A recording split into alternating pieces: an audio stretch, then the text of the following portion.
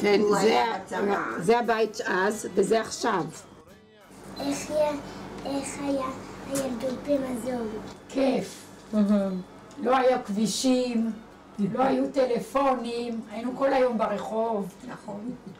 הרחוב הזה המייסדים, הייתה תעלה מהכניסה למושב עד למטה. בחורף כשהייתה מתמלאת מים היינו מכניסים חצי חבית ושתים. איזה יופי. היינו רוכבים לצרכניה על חמור.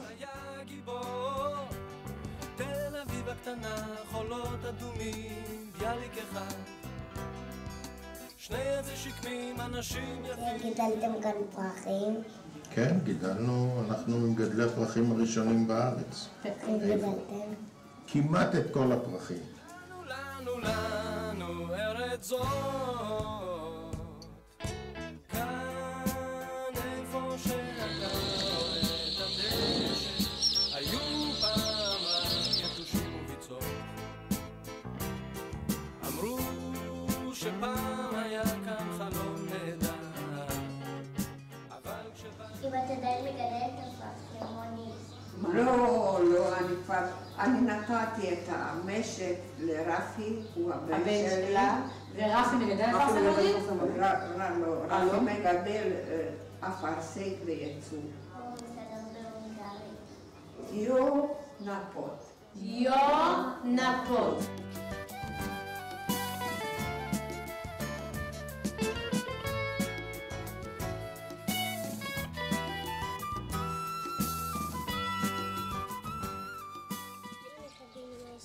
לי יש 10 נכדים ו5 נינים.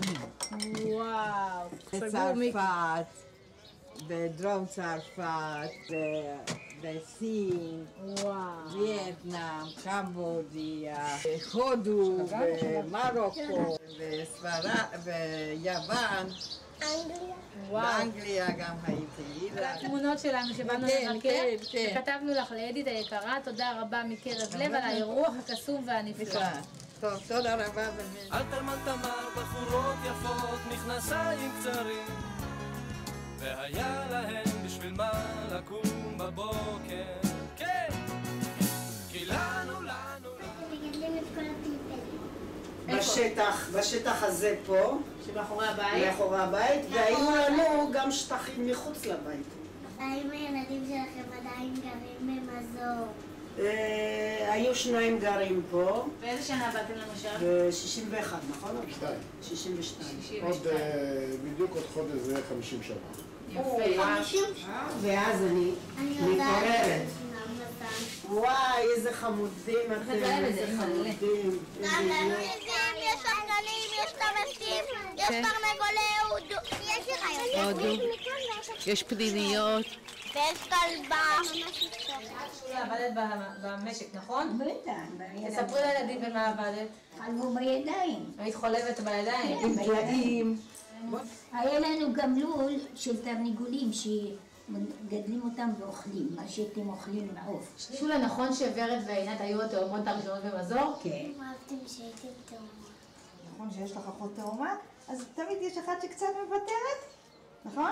אז אני הייתי זאת שתמיד מוותרת, כי אני הייתי יותר גדולה מאחותי עינת ב5 דקות.